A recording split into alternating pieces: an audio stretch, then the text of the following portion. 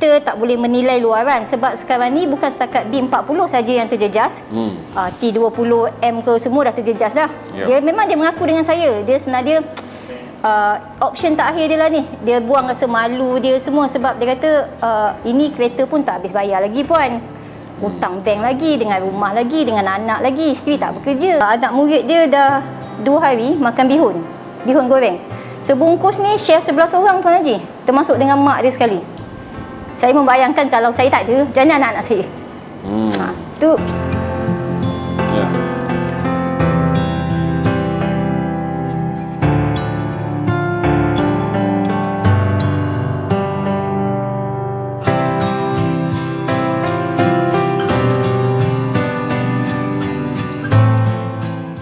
Cik Ramlah. Ya, saya Tuan Haji. Saya nak minta Cik Ramlah cerita sikitlah dulu intro sementara trafik dah masuk ni mengenai gerobok rezeki Cik Melah. Apa yang Cik Melah buat, at least penonton dapat mulakan dulu dengan intro pengenalan mengenai gerobok rezeki Cik Melah yang berpangkalan di Ampang. Assalamualaikum warahmatullahi wabarakatuh. Selamat petang semua. Terima kasih kepada Tuan Haji. Gerobok ni bermula daripada pertengahan tahun 2019 di mana pada masa itu saya hanya menyantuni mereka yang terkesan ni. Masa itu tak ada pandemik lagi, jadi saya mencari orang-orang yang susah di kawasan-kawasan kampung. Saya bajet dalam sebulan tu saya akan cari 10 family saya bantu. Tetapi bila pandemik melanda pada 2020, pada bulan Mac, saya terus buat benda ni secara lebih kerap lah. Disebabkan masa bermulanya pandemik tu saya bekerja daripada rumah, work from home selama 6 bulan dan saya menerima gaji penuh. Apa yang membuatkan saya terkesan ketika saya memulakan bantuan ni secara kecil-kecilan je. Rumah saya diketuk oleh seorang jiran pada pukul 11.30 malam. So bila dia dah tengah malam, saya tak expect lah orang nak ketuk rumah kan. So bila saya buka, dia cakap dengan saya, saya nak minta pinjam beras dengan 3 biji telur boleh? Jadi saya macam terkejut Tuan Haji. Tengah malam orang datang, kalau betul-betul tak desperate, tak terdesak, orang takkan nak ketuk rumah jiran-jiran sebelah menyebelah. Jadi saya pun kata, okey tak apalah. Saya cakap dengan anak saya, ambil telur, ambil beras semua satu beg, saya bagi. Saya rasa macam terkilan lah sebab dalam pada saya menyantuni orang-orang luar, saya terlepas pandang jiran sebelah menyebelah ni. Pada saya mungkin dia orang okey, tapi sebenarnya kita tak tahu keadaan sebenar orang di dalam. Ya. Bermula daripada situ saya gunakan duit saya sendiri, duit daripada duit gaji saya tu memang saya asingkan sedikit dalam 300 ke 500 tu untuk beli barang-barang bantuan. Segala operasi bermula dekat rumah saya je. Barang-barang semua seletak dekat ruang tamu.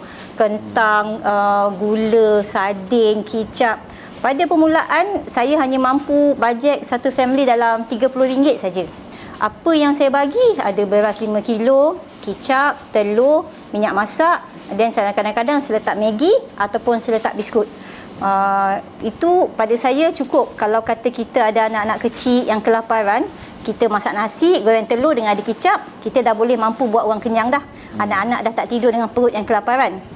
And then konsep saya sebenarnya bila orang tanya apa konsep gerobok rezeki. Gerobok rezeki ni adalah saya tak bagi semua barang apa yang ada di gerobok, saya tak bagi. Saya lebih kepada moto saya, ambil apa yang perlu dan beri bila mampu. Maksudnya bila ada 5-6 barang, apa yang lebih penting pada awak? Okey, saya akan bagi beras, minyak, telur, okey, ataupun kalau ada anak kecil, ada susu budak, ada pampers, itu yang saya akan bagi lebih. Okey, macam kata ada yang bedridden, saya juga provide barang-barang macam untuk pampers dewasa, lampin pakai buang untuk yang terbaring. Bila saya tengok ramai yang datang ke rumah dengan kes COVID yang meningkat, saya decide cari satu tempat untuk saya bawa semua barang-barang saya ni ke macam mana, saya menyewa. Ada satu store dekat bawah rumah saya tu. So saya tanya dekat JMB berapa nak sewa, sebab saya nak gerobok ni lebih teratur. Jadi saya boleh buat lebih detail. Saya ada rekod penerima. Lepas tu saya tak nak ada kontak. Maksudnya masa tu bila orang datang dekat rumah, kita tak tahu dia ada positif ke apa semua. Jadi saya nak contactless. Saya tak nak merisikokan diri saya dalam membantu orang. Saya tak nak saya merisikokan diri saya juga dan orang di sekeliling saya. Maksudnya awalnya tu kerana COVID lah, Puan menyewa bilik, bukan menyewa ruang di bahagian bawah. Alamat tepat gerobok di mana? Alamat tepatnya gerobok Rezeki Cik Melah terletak di ground floor, Pangsapuri Suite Intan, Lembah Jaya Selatan, Ampang.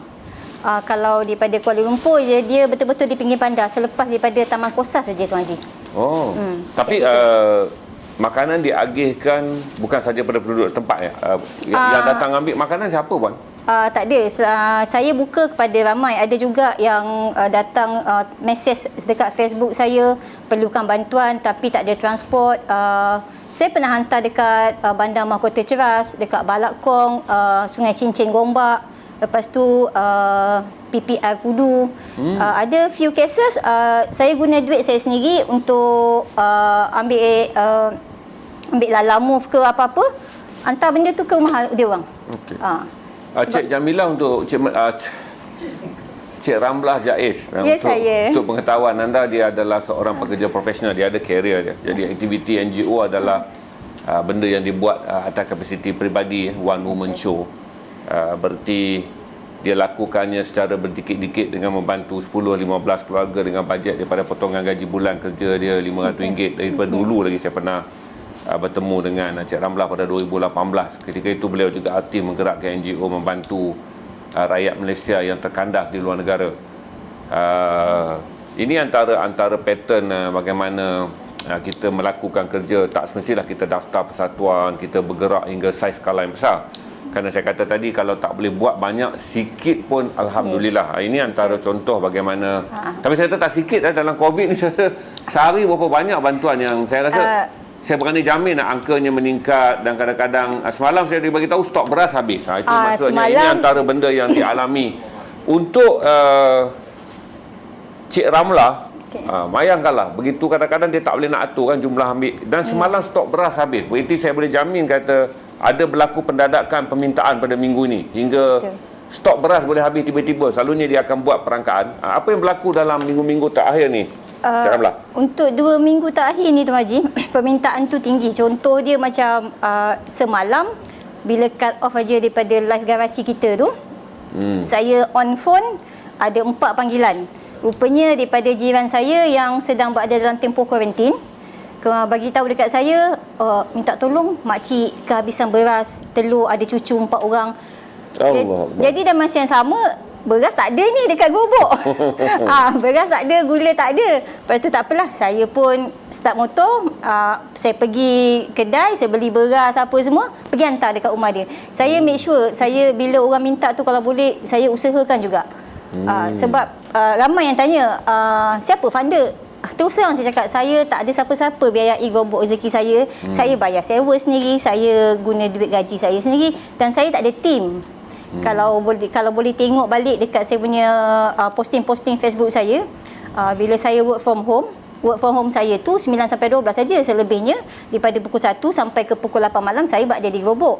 Pada hari-hari bekerja sekalipun, bila saya dah balik bekerja, saya tak naik ke rumah terus. Saya akan terus luang masa saya dekat gerobok sampai pukul 8 malam. Ada kalanya macam contoh dia, ada banyak kes lah. Telefon 10.30 malam, susu anak tak ada, pampers anak tak ada. Saya tak sampai hati untuk mengatakan tidak. Sebabnya mungkin kita boleh tidur dengan perut yang kosong, tetapi anak-anak, baby ni semua, mereka tak faham apa yang berlaku keadaan sekarang ni. Di mana peratusan yang hilang pekerjaan dah tinggi, terutamanya warga asing. Bila bab kebajikan, saya memang colourblind Tuan Haji. Saya tak kisahlah Myanmar ke, orang Melayu kita ke, Cina ke, saya tak pilih siapa-siapa. Pada saya, ini bukan sekadar charities, ini lebih kepada humanity, kemanusiaan kita. So, saya tanya, dalam 2 minggu terakhir ni, angkanya mendadak. Barangkali kalau dulu Cik Melah standby 10 sehari, sekarang angkanya meningkat macam mana? Satu hari set makanan. Dulu 10 tu pun susah juga nak habis.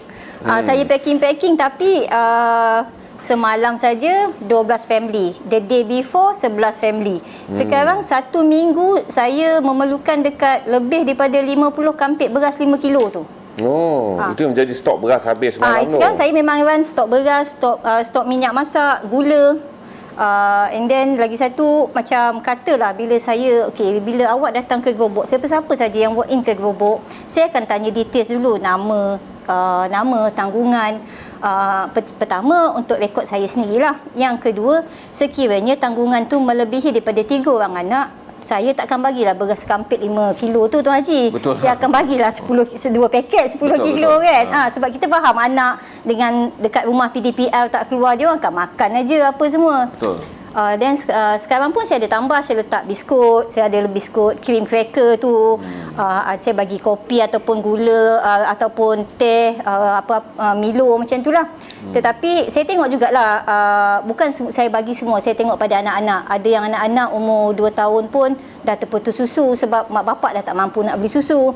Jadi saya kata okey, tak apalah, macam ni kalau tak mampu nak beli susu, saya bagi susu. Kalau saya sendiri pun dah tak ada susu, saya akan kata okey, ambil Milo, ambil susu, bagi anak minum susu, Milo. Janganlah bagi anak teh O, kopi O. Kesian Tuan Haji. Tengok budak-budak macam ni kan, tak sampai hati saya. Okey, itu antara perkembangan yang Cik Melah cerita tentang akhir ni, dan saya rasa minggu ni lebih kritikal kerana kita jangka Lembah Kelang tak akan dapat keluar daripada PPN fasa 1. Berarti akan ramai lagi golongan rentan yang tak bekerja. Jumlah mereka yang akan mengalami krisis ekonomi ataupun kemusatan ekonomi akan ketara. Kalau tolong Cik Melah kata ada kes orang naik Honda Accord pun. Cerita sikit Cik Melah pasal sekarang ni sampai orang yang berkereta mewah pun datang mencari beras. Saya dapat mesej di dalam spam inbox saya dekat Facebook. So bila saya minta phone, saya call. Dia kata, maaf puan, saya nak minta bantuan. Bila saya tanya bekerja, saya kata dah tak bekerja, syarikat dah tutup. Saya sekarang pun tengah nak usaha buat Grab apa semua, memerlukan motor, modal. Lepas tu saya kata dengan dia, okey tak apalah tuan, datang dekat gerobok, saya buka daripada pukul 3 sampai ke petang. So dia sampai dekat gerobok dalam pukul 5. Saya tak expect dia bawa Honda, kereta besar. So dia berhenti dekat gerobok, dia bagi salam, Assalamualaikum, ini Cik Melah, saya yang telefon tadi, nak minta bantuan. Okey lah, bila saya bersembang dengan dia Tuan Haji, barulah saya tahu kita tak boleh menilai luaran, sebab sekarang ni bukan setakat B40 saja yang terjejas. T20M ke semua dah terjejas dah. Dia memang dia mengaku dengan saya, dia sebenarnya option terakhir dia lah ni. Dia buang rasa malu dia semua, sebab dia kata ini kereta pun tak habis bayar lagi puan, hutang bank lagi, dengan rumah lagi, dengan anak lagi, isteri tak bekerja. Tak apa, saya kata saya tak kisah tu semua. Sebab apa yang kereta yang dia pandu tu sebenarnya pun keperluan untuk dia. Dan yang terbaru, dia dah keluar daripada rumah yang dia duduk tu, sekarang menyewa dekat rumah flat berdekatan dengan saya sebab dah tak mampu nak bayar sewa rumah teres. And bini pun sekarang buat kerja online. Yang penerima tadi, Tuan X tu, saya namakan dia Tuan X. Sekarang dia buat Grab Food Tuan Haji. Daripada keadaan yang duduk di kerusi empuk, sekarang dia duduk di atas kerusi motor EF5 je, buat Grab Food. Ya, saya pun saya share juga lah dengan Cik Melah pengalaman saya pada hari Ahad lepas. Bila bercuti, saya enggan menghabiskan masa saya menelaah kandungan berita. Saya habiskan masa berbual dengan anak-anak saya. Jadi saya dengar satu cerita rakan kepada anak saya yang bapaknya dulu adalah money changer. Jadi lepas tahun berlaku COVID ni, tiada pergerakan pelancong, money changer tu move list. Dan anak dia ni lepas saja tamat pengajian diploma, dia bekerja dengan mall. Dan mall pula tutup buka, dia hanya diberi gaji basic dia 700. Jadi dia kata gaji basic bila ayah tak ada kerja dan ayah diserang penyakit kencing manis yang serius, dengan tekanan perasaan kerana syarikat muflis, dia kata apa yang mengejutkan saya, dia tak mampu buat spek dia RM150, spek rabun tu. Dan kerana dia tak mampu buat spek, dia jalan balik kerja dalam keadaan runsing, kerana dia kata bila turun saja komuter dia tak boleh ambil Grab lah, dah tak mampu. Dia jalan kaki lebih kurang dalam 2 km. Kerana cuaca gelap dan orang ada rabun dekat ni, dia akan ada rabun ayam bila malam. Dia jatuh dalam longkang sampai pinggang dia terseliup. Jadi itu bagi gambaran kepada saya tentang anak yang pernah didewasakan dalam keluarga yang mewah, kerana money changer adalah satu perniagaan yang mewah. Bila perniagaan jatuh, Hingga satu tahap saya kata, ya Allah, sampai dia nak buat dah. Dia kata kalau dia buat spek RM700 gaji tu, itulah untuk mak dia. Beras apa semua, untuk keluarga bayar bil api, bil air. Di tempat saya dah ada buat penyelidikan dalam 6 kondominium berdasarkan diuruskan oleh syarikat yang sama, Cik Melah. Kadar orang yang tak bayar maintenance naik daripada 10% biasanya. Sekarang 70% penghuni kondominium tidak membayar maintenance. Ini dah gambar kata orang T20 ni pun dah shaking. Okay. Saya nak tanya dengan Cik Melah lagi satu. Saya tengok foto-foto yang datang pada Cik Melah. Selain sebelum yang kes serius Delta ni lah. Ada gambar-gambar Cik Melah beramah mesra. Maksudnya selain daripada kita bagi makanan, kita cuba-cuba bagi kegembiraan. Betul. Kepada orang yang datang pada kita dengan perasaan tertekan, down. Ada orang miskin, ada orang yang jatuh, saudara mara pun tak pandang waktu ni, sebab saudara mara pun bimbang jadi penyakit yang berpanjangan. Kawan-kawan pun mungkin dalam keadaan susah. Jadi apa yang membuatkan Cik Melah memberi lebih perbualan, meraihkan mereka, menghormati mereka sebagai seolah-olah anda tidak jatuh, anda masih lagi seorang yang hebat di mata saya. Saya tengok ada uncle-uncle yang datang dengan tie pun Cik Melah bagi layanan sangat corporate, walaupun uncle tu dah datang dalam keadaan dia perlukan beras, gula, minyak masak. Pada saya Tuan Haji, saya bukan sekadar memberi barang makan. Saya cuba untuk menjadi pendengar yang setia. Ada kalanya mereka ni memang makanan tu memang adalah keperluan. Tetapi bila kita duduk, kita tanya, saya bagi dia satu kertas, nama, tanggungan ada berapa, pernah dapat zakat ke, saya untuk rekod saya. Sebab sekiranya dia ada, tak semua orang tahu macam mana cara nak memohon zakat, macam mana cara nak memohon daripada kebajikan, macam mana cara nak memohon bakul prihatin, tak semua orang tahu. Saya akan bertanya dekat dia, apa masalah, apa semua. Tiba-tiba ada pula pakcik tu, dia menangis. Dia kata, dia rasa kecewa lah sebab tak boleh bekerja selama hari ni. Dia tak pernah minta duit dekat anak-anak sebab dia bekerja sendiri, walaupun kerja besi buruk, dia dengan baju kemeja dia kan, bawa besi buruk je Tuan Haji, tapi handsome. Yang pakai tie tu dia besi buruk je. Dia besi buruk je. Mungkin dia suka bergaya dia memang very well pleasant tu. Lepas tu saya cakap, dia tak apa uncle. Uncle cerita saja, at least pada saya, bila kita menjadi pendengar yang setia tu, mendengar orang punya masalah, padahal kita pun ada masalah kita ni, gerobok barang tak ada, apa semua pun ada masalah. Tapi pada saya itu adalah satu pertolongan juga supaya dia orang meluah. Dia semenjak pandemik ni berlaku, hari-hari saya membaca depression, sehingga ke tahap ada yang bergantung diri, ada yang ambil tindakan di luar jangkaan. Jadi seboleh-bolehnya saya tak nak orang yang saya kenal, orang yang datang ke gerobok ni melakukan perkara yang tidak disangka-sangka. Betul. Pada saya kata dengan dia, tak apa, I'm a good listener. Kita berkongsi, kita mendengar. Luah saja. Meluahkan tu sebenarnya ada kalanya akan melegakan kita, melegakan dia sendiri. Ya, betul. End of the day dia cakap dengan saya, thank you lah nak, you sudi dengar saya punya sembang. Saya pun tak tahu mau cakap apa, saya pun tak tahu mau share dengan siapa. Saya rasa macam, saya rasa lega pula bila dia cakap macam tu kan. At least dia tahu dia boleh berkongsi masalah yang dia hadap tu dengan saya, walaupun saya tak kenal rapat mana pun dengan dia. Kami hanya jumpa say hi macam tu je. Tapi bila saya lama-lama sampai sekarang pun, once a while dia telefon saya. You macam mana sekarang? Gerobok okey ke? Barang okey ke? Saya rasa macam kita dah ada bond dekat situ Tuan Haji. Bukan sekadar antara pemberi dan penerima, tapi lebih daripada tu sebenarnya. Itu banyak keajaiban manusiawi yang tak boleh diukur skala dia. Dia panggil intangible value. Di mana kita dalam waktu ni kita lebih kenal saudara sebenar, kawan sebenar. Tu kata Tony Fernandez, seorang billionaire boleh saya kata Tony, bila datang saja COVID-19, dia kenal siapa sahabat perniagaan yang sebenar. Kata Tony, berpuluh-puluh tahun dia berniaga, baru sekarang dia tahu siapa tokoh, siapa institusi perbankan yang sentiasa bersama untuk melihat Asia naik. Siapa yang kemudiannya dengan sekelip mata tiba-tiba nak saman, nak itu, nak ini. Jadi saya kata itu juga berlaku pada kita. kita juga akan tahu siapa saudara kita, siapa kawan kita yang gelak berdekah-dekah waktu minum teh di kedai mama, yang gembira waktu kita sama-sama ada duit. Mungkin sekarang orang yang block kita yang unfriend kalau Facebook dia panggil unfriend unfollow kerana ramai orang menganggap bahawa orang-orang yang susah adalah dos ubat yang berlebihan, boleh menyebabkan overdose. Tapi bagi orang-orang yang mencari pemurnian hidup ketika kesukaran, maksudnya kita nak value kemanusiaan kita meningkat dan kita rasa kita berkawan juga orang punya value yang sama, inilah masa dia. Bagi anda yang ingin membantu Cik Melah, itu nombor akaun ya. Untuk pengetahuan saudara, Cik Melah tak ambil persentage. Dia adalah seorang pekerja profesional punya karier yang sukses.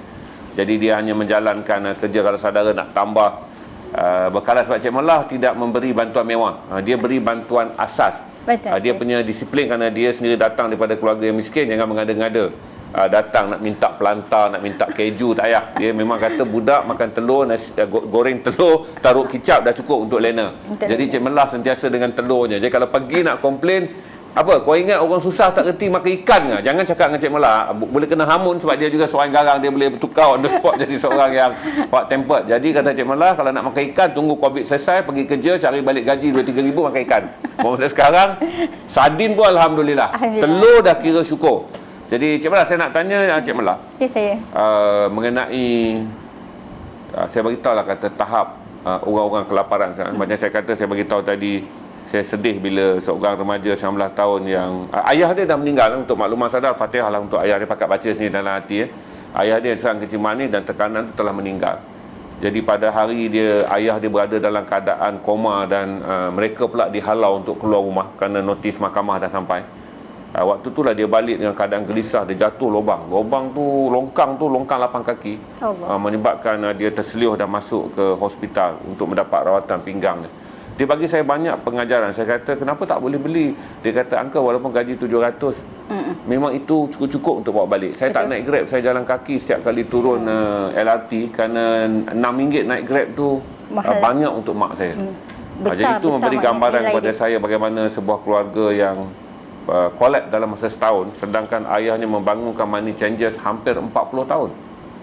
Saya nak tanya Cik Melah juga, antara benda-benda yang Cik Melah tengok tahap kemiskinan orang datang, cerita-cerita. Saya sebenarnya tuan-tuan, saya tutup sesi Zoom dengan kumpulan yang mengalami tekanan mental untuk bunuh diri. Sumpah saya tutup. 7 kali saya run, saya sendiri mengalami depression, tak boleh tidur kerana saya tak boleh tangani aduan orang. Sebab saya bukan dilatih untuk jadi kaunselor dan pakar psikologi. Jadi bila kita buat Zoom dengan rakan-rakan garasi, saya tak sebut nama lah.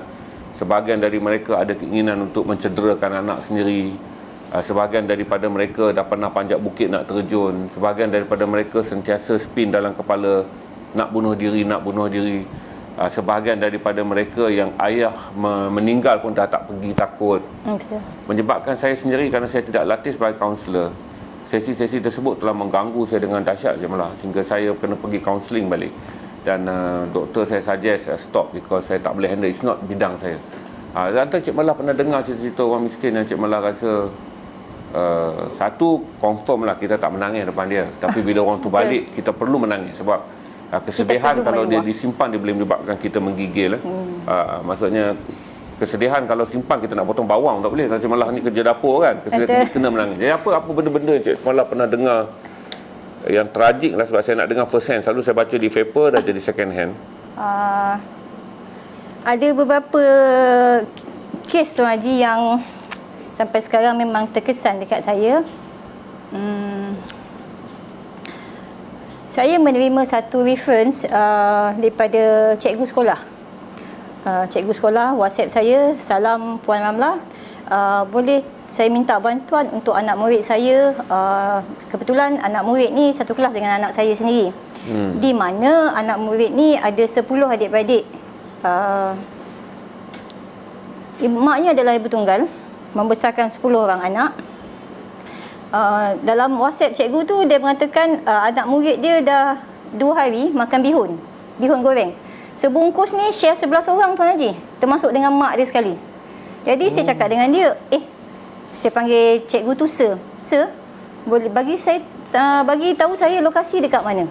Saya kata, berapa hari dah ni? Dia kata, dah 2 hari Kak. Saya sebut salah nak minta ni. Masa tu saya baru bulan 7 2020.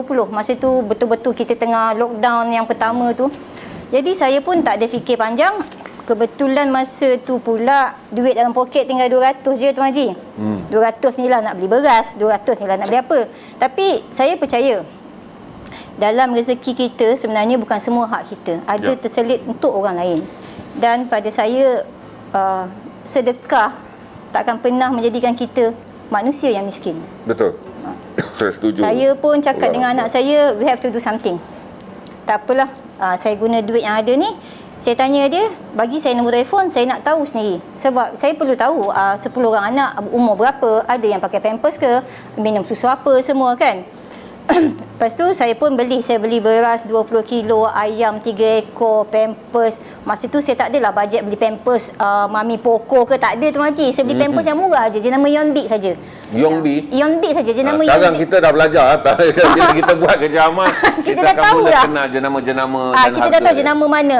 Yonbik Yonbik. Ya, tak apa. Yonbik, dia jenama Yonbik pasal raya. Jadi itu jenama untuk engkau Sony bila engkau kenal. Macam yang Tuan Haji kata tu, bila dah pada tahap sekarang, tak apa yang mengada-ngada nak minta Mami Poco ke apa. Betul. Apa yang perlu saja untuk kita meneruskan kelangsungan hidup. Betul. Saya pun bawa barang semua. Saya minta bantuan kawan saya, masukkan dalam kereta semua, kami pergi. Bila kami pergi tu saya duduk, anak dia semua duduk. Memang bersopan sungguh Tuan Haji anak-anak dia. Allah. Saya kata saya tak nak masuk. Sebab saya pun risau kan. Masa tu COVID kes tengah tinggi apa semua. Lepas tu saya kata, okey, saya tanya mak dia, dah berapa hari macam ni? Dah 2 hari Kak. Dia kata, okey, kenapa? Tak ada bantuan apa-apa. Minta sana sini, orang ni ambil foto STIC, orang ni ambil foto STIC. Tapi end up dia 2 hari ni makan bihun lah. Ya, betul. Okey, tak apa. Saya kata macam ni lah, tak nak panjang cerita. Ini barang bantuan, ini yang saya mampu. Lepas tu anak dia ada seorang penuntut Universiti Islam USIM dekat Bangi, tak silap saya, Bangi ke Nilai. Ibu tunggal. Terus berdoa Tuan Haji. Itu yang betul-betul saya rasa macam berbaloi saya habiskan duit untuk keluarga tu. Pada saya rasa macam berkat sangat tau. Seolah-olah dia menghargai apa yang saya bagi ni. Saya tak bagi banyak pun, ayam, ikan sikit, ikan sardin sekilo, itu sekilo, at least untuk meneruskan dia orang lah. Lepas tu saya bercerita dengan mak dia. Untuk pemohon-pemohon dekat yang nak memohon bantuan dekat saya akan bagi satu kertas. Saya cuma minta nama, tanggungan, pernah terima zakat ataupun tidak. Kerana apa? Sebab dia macam ni Tuan Haji. Bila anak 10, bila tak dapat bantuan zakat, jadi saya akan refer pada pembantu amil kariah di kawasan sekitar saya lah. Jadi dia orang akan datang rumah, dia orang akan survey dan dia orang akan panjangkan kes ni kepada lembaga zakat. Jadi pada situ dia dah dapat bantuan secara bulanan dah. Lepas tu mak dia cakap dengan saya, kami memang dapat zakat Kak, sebulan bantuan keuangan RM500. Tetapi Tuan Haji bayangkan RM500 dengan anak 10. Seorang belajar universiti. So anak dia 4 universiti Tuan Haji. Ada di Darul Quran, ada di UIA. Anak dia pandai. Alhamdulillah. Dan dipendekkan cerita, saya ibaratkan dia dah jadi macam satu keluarga angkat kepada gerobok rezeki saya. Setiap bulan saya akan tanya ada apa-apa keperluan, ada apa kekurangan makan. Sehinggalah 2 minggu lepas saya dikejutkan dengan satu panggilan telefon di mana anak tadi memberitahu yang ibunya dah tak ada, dah meninggal. Saya macam saya kata meninggal? Makcik sebenarnya kita orang semua adik-beradik positif COVID. Lepas tu mak dibawa ke hospital Ampang sebab keadaan mak teruk, oksigen drop kan. Lepas tu so saya tanya bila meninggal? Malam tadi. Jenazah kalau pengurusan awal apa semua akan dikebumikan Zuhur tu lah, hari yang sama. Lepas tu saya call cikgu dia, saya call beberapa cikgu sekolah 2-3 orang tu. Cikgu dia kata betul puan, memang betul mak dia dah meninggal. Saya membayangkan macam mana 10 orang beradik, 10 adik-beradik ni yang sulung berusia 23 tahun dan merupakan penuntut di UIA. Apa yang saya buat Tuan Haji, saya uruskan bantuan kecemasan. Saya gunakan duit simpanan saya cakap dengan kakak dia, ambil 300 ni, buat apa yang perlu. Kalau perlu beli vitamin ke, kalau perlu beli swab kit yang test tu ke kan, supaya adik-adik tu semua kita tengok macam mana. Ada yang paling kecil 2 tahun setengah adik dia.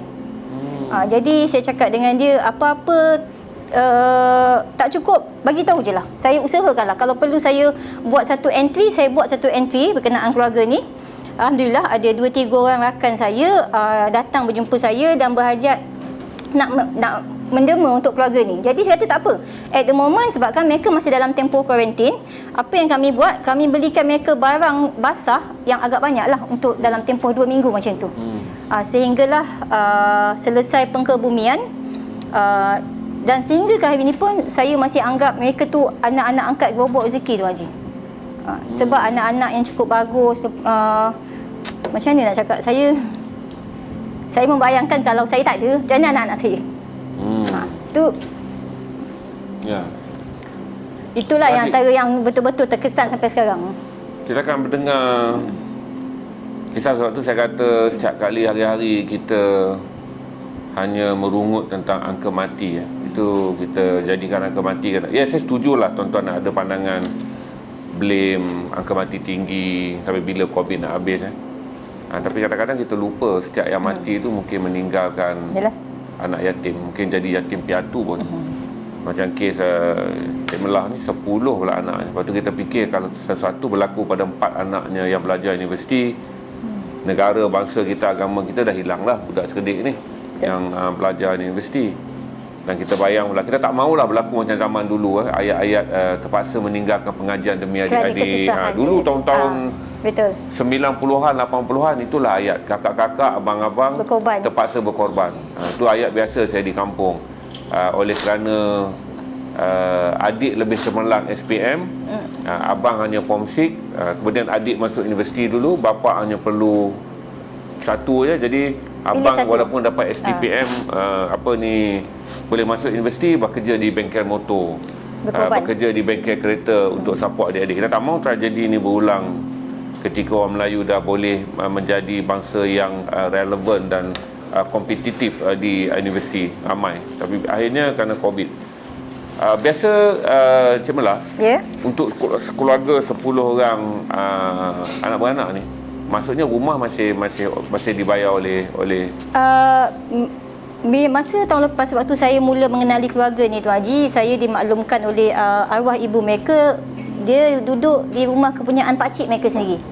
Jadi pada situ dah adalah orang kata secure lah untuk tempat kediaman.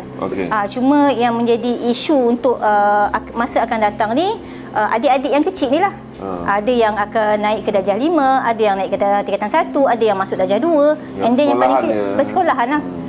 Mungkin kita tak tahu nak cakap macam mana kan. Sebab pada saya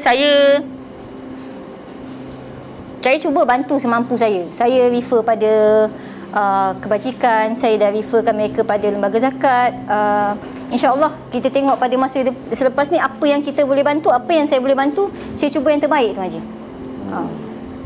Kita haru dengar 4 anak daripada 10, berarti yang mana dah lepas sekolah menengah semuanya layak ke universiti. Berarti tidak ada yang anak pandai-pandai, cerdik-cerdik. Berarti kita harap tak ada yang terkandas daripada pendidikan universiti kerana kehilangan ibu ayah. Berarti ini adalah keluarga yatim piatu. Untuk anda yang nak menderma, anda boleh terus saja ke akaun Cik Melah yang ada dekat situ. Anda boleh ke Facebook juga kalau nak jadi rakan, supaya anda boleh monitor pergerakan harian. Manalah tahu ada kes-kes yang anda rasa anda boleh membantu secara konsisten. Apa Facebook? Facebook saya, nama saya je Tuan Haji, Cik Ramlah Jaiz. Cik Ramlah Jaiz. Cik Ramlah Jaiz, nama betul saya. Tapi di situ basically dia adalah posting mengenai aktiviti gerobok saya. Kalau tuan-tuan dan puan-puan ingin tahu lebih dekat tentang gerobok rezeki Cik Melah, dan mungkin kita tak boleh banyak pun, tapi tuan-tuan rasa kita yang ada dekat garasi ni sikit-sikit bantu supaya keluarga 10 beradik ni.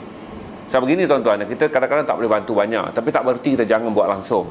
Tak boleh macam tu. Berarti sedikit itu lebih baik daripada langsung tak buat. Memang kita nak bantu semua, kita pun tak mampu. Tapi saya fikir kata tentang 10 beradik ni, kalau sekurang-kurangnya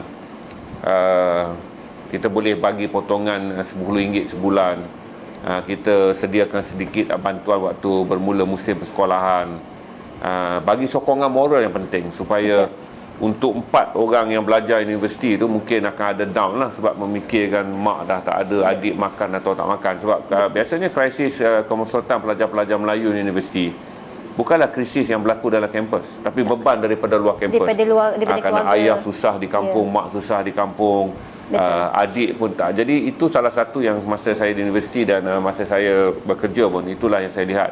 Kebanyakan kemerosotan prestasi pelajar-pelajar cemerlang, terutama wanita, yang tak boleh handle mereka akan mengalami kemerosotan pendidikan adalah kerana elemen di luar kampus. Jadi kalau saudara nak bantu, saudara ke Facebook je supaya saudara boleh menjadi rakan jangka panjang Cik Melah. Dan Cik Melah pun dah anggap keluarga 10 beradik itu sebagai keluarga angkat dia. Saudara boleh menstrategikan jangka panjang kerana ibu yang pergi tak akan kembali. Anak-anak ni akan terus hidup. 4 kakaknya di universiti, 6 yang kecil tu 2,5 tahun tu saya tak tahu macam mana tu kakaknya jaga bila kampus buka nanti kakaknya akan ke kampus. Timbul konflik kalau diambil dari Jabatan Kebajikan Masyarakat, itulah jalan yang ada. Tapi saya rasa mungkin satu yang berat juga untuk kakak lah. Dia akan ada tekanan emosi kepada kakak-kakak yang belajar kerana adik berada di tempat yang mereka tak pernah. Itu yang dibimbangkan sekarang tu Haji. Mereka bimbang itu Dia tak ada takut bila tak ada siapa-siapa yang nak berjaga. Pakcik, makcik semua masing-masing ada komitmen pada anak keluarga sendiri. Jadi saya cakap dengan kakak dia tu, saya kata dengan saya panggil dia Ika. Saya kata apa sekalipun pengajian perlu diteruskan. Nak keluar daripada kemiskinan dengan pendidikan je Tuan Haji. Dengan pendidikan kita boleh keluar daripada kemiskinan. And then jadikan sebagai satu azam dan tekad dengan apa yang berlaku ni untuk awak capai kejayaan. Jadikan contoh pada adik-adik yang awak boleh berjaya. Untuk adik-adik yang sekolah rendah tu, in future kita fikirlah. Buat masa sekarang ni kita dah tak nampak apa lagi. Sebab sekolah pun masih tak buka. Tapi katakanlah pada September ni sekolah dibuka dan pelajar-pelajar IPT semua balik ke kampus. Itu adalah cabaran yang besar sebenarnya. Kita kena fikir pula apa next step kita. Next step yang saya boleh bantu. Sebab kalau 4-4 yang dewasa tu balik, berarti adik-adik yang berada dalam usia terlalu muda untuk mengendalikan rumah tu agak terbeban lah. Ada terbeban tu. Kita doakan lah Cik Melah dapat, kita doakan juga untuk keluarga tu utamanya diberi perlindungan, rahmat, kemudahan, dipermudahkan urusan mereka. Yang paling penting saya harap yang belajar universiti dapat menamatkan pendidikan dengan cemerlang dan cepat-cepat dapat kerja, walaupun pekerjaan bukanlah jaminan dalam keadaan ekonomi sekarang. Tuan-tuan, boleh turun menderma kepada tabung Cik Melah RM1, RM2, RM3, tak kisah. Alhamdulillah, saya bangga dengan orang yang derma RM3. Maksudnya bila tengok akaun ada wanita yang berderma RM500, malam tu RM3 hingga ke RM500. Ada RM1,000 paling tinggi bagi kan. Tapi yang RM3, RM10 tu saya kagum tuan-tuan. Pasal saya gambarkan bahawa inilah, walaupun tak banyak tuan-tuan, tapi di mata Allah kata orang yang memberi RM3 inilah selalu saya bayangkan kata ikhlas dia. Allah sayang akan umat Islam yang berada di bumi Malaysia ni. Kalau ada bala dijauhkan, kerana orang-orang yang tak mampu pun berusaha untuk membantu. Yes. Itu kadang-kadang bila tengok akaun orang derma RM3, saya dah terbayang dah berapa ringgit ada dalam akaun dia. Walaupun dia tak ada banyak, tapi niat dia untuk berkongsi rezeki tu ada. Itu ada. Rezeki, itu yang ada penting rezeki orang dan rezeki kita. Saya fikir berapa balance dalam akaun dia, dia transfer RM3. Tapi pada saya yang penting Allah pandang. Dan bukan Allah pandang tentang perbuatan dia, tapi Allah pandang dia dengan sekaligus memandang kita semua. Betul. Jadi kalau ada bencana yang akan turun, ribut ke apa, nak terjadi kemalangan nanti, kerana satu orang yang Allah pandang baik tu, selamat orang yang berada di keliling dia. Jadi tuan-tuan, saya nak tanya Cik Melah je lah tentang projek yang Cik Melah jangka. Katalah saya beritahu kata Cik Melah kita tak akan keluar ni, PPN ni kita tak akan keluar dalam tempoh terdekat. Negara Kuala Lumpur, Lembah Kelang akan terus menghadapi jumlah angka jangkitan yang tinggi. Hari ini pun saudara dah tengok kita dah balik kepada angka 21,600 lebih. Berarti Cik Melah akan berdepan dengan lebih ramai lagi orang yang datang ketuk pintu. Orang-orang yang Cik Melah dah jaga sekarang sebagai komitmen kekal, gerobok akan terus meningkat. Apa plan Cik Melah sekarang? Dengan kerjaya pula. Cik Melah ni adalah orang berkerjaya sendiri menjalankan career. Macam mana nak bagi masa Saya saya alternate Tuan Haji. Seminggu masuk office, seminggu work from home. Jadi untuk minggu ni saya memang all out. Semalam habis garasi pergi hantar bantuan untuk family yang COVID. Kemudian pada belah petang dia saya hantar bantuan untuk satu kes imam. Dia OKU, potong kaki sebab diabetes. Kebetulan self quarantine sebab close contact dengan menantu dia 2 hari lepas meninggal sebab COVID. Allah innalillahi. Jadi bila waktu yang macam ni saya gunakan sebaik mungkin. Kalau perlu packing barang, saya akan packing barang terus. Saya akan packing barang, saya akan sorting, siap-siap apa semua. Jadi bila orang mesej saja, saya terputus makan ke apa ke, okey, saya buka je pintu gerobok, saya letak kat situ, scan My Sejahtera, tulis details nama apa semua, ambil balik. Oh, dah ada drive thru sekarang kan? Saya dah tengok gambar dah ada drive thru ya. Saya dah tak payah jumpa saya guna drive-thru. istilah drive thru. Jadi bila waktu cuti macam ni saya gunakan dengan beli barang. Kalau orang kata weekend view saya selalu kat gudang beras tu Haji. Dekat pasar raya, pergi stok Maggi, pergi cari minyak, pergi beli barang. Lepas tu bila balik dekat gerobok, saya akan packing siap-siap, susun apa semua. Setiap benda masuk, setiap benda keluar, semua saya rekod. Sebab tu saya letak gerobok tu ibarat office kedua saya. Bila habis kerja tetap saya, di situlah saya luangkan masa saya.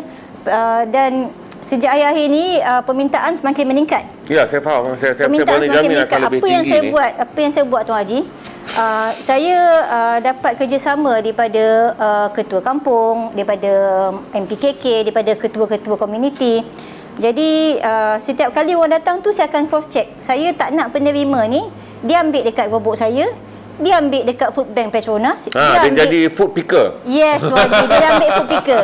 Benda ni berlaku sebab pada Januari saya dapat refer daripada satu ketua kampung jauh di kampung Sungai Tekali, Hulu Langat, Batu 14.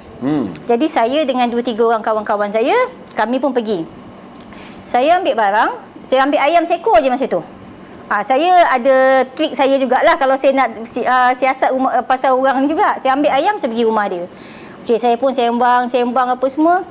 Saya kata, boleh tak saya tumpang toilet tandas ke, pergi dapur ke sebab saya nak cuci tangan bawa ayam.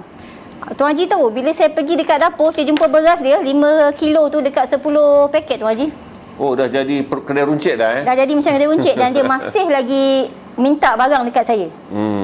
Jadi sebab apa bila orang tanya kenapa nak isi, saya nak tahu. Saya tak nak nanti pertama saya tak nak jadi food picker lah, pengumpul barang-barang ni.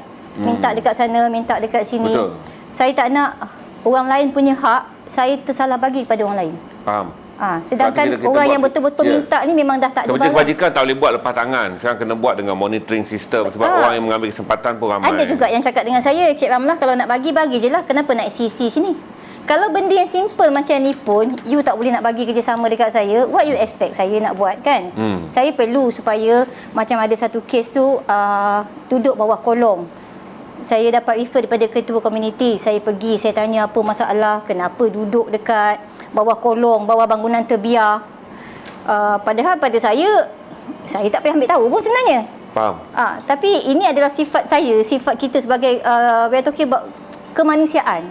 Bila saya tanya, macam ni dialisis apa semua, apa saya buat? Saya refer pada satu kawan saya daripada NGO juga. Dia kata macam ni, benda-benda macam ni tak payah pening, telefon aja zakat. Alhamdulillah, bila saya dengan 2-3 panggilan telefon kepada zakat pun turun.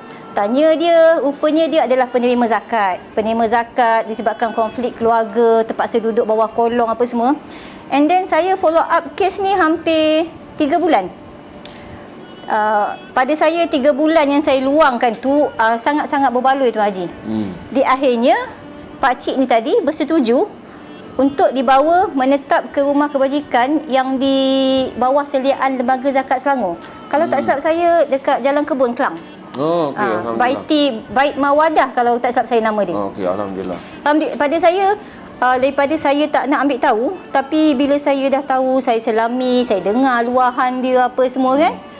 Saya pengakhiran itu pada saya sangat bersyukur. Saya berjaya menyelamatkan dia daripada terus menetap di situ, daripada jadi homeless. Betul.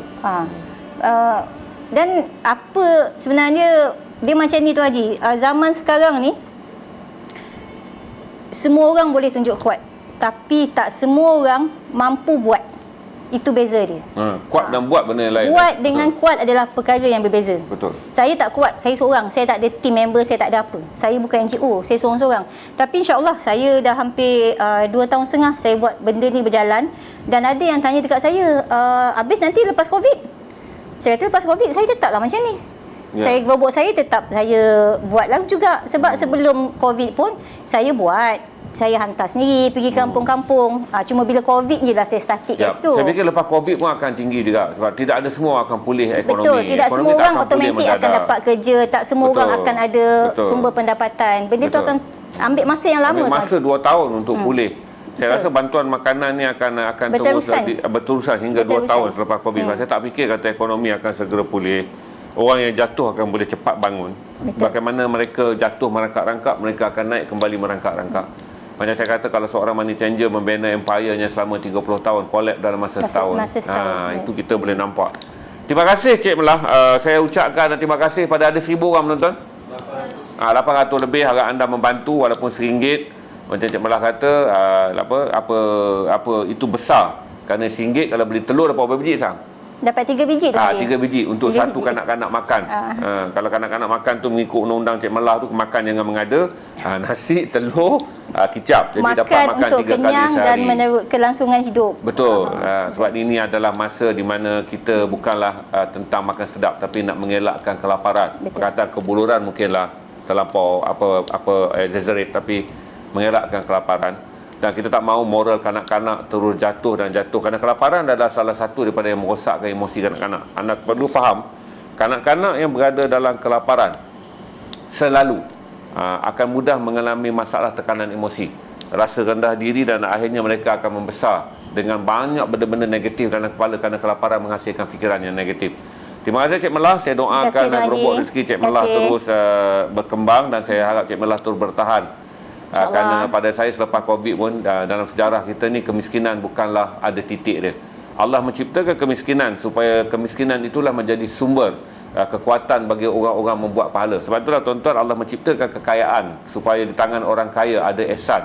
Allah menciptakan kemiskinan supaya di tangan kemiskinan terbuka laluan pahala. Hidup tak akan berubah, kerana itulah hukum dunia. Sehinggalah ia kiamat. Dan tidak pernah tak dipesan dalam Quran berkali-kali, tak dituturkan Nabi, tak diceritakan oleh para ulama tentang sedekah ni. Kerana dia adalah hukum yang telah pun akan ada daripada dunia tercipta hinggalah ke akhirat. Covid ni hanyalah satu gambaran kita lebih belajar. Tetapi sebenarnya saya bagi tahu pada saudara, orang-orang lapar ada sejak dunia cipta, dan orang-orang lapar akan kekal ada hingga ke hari kiamat.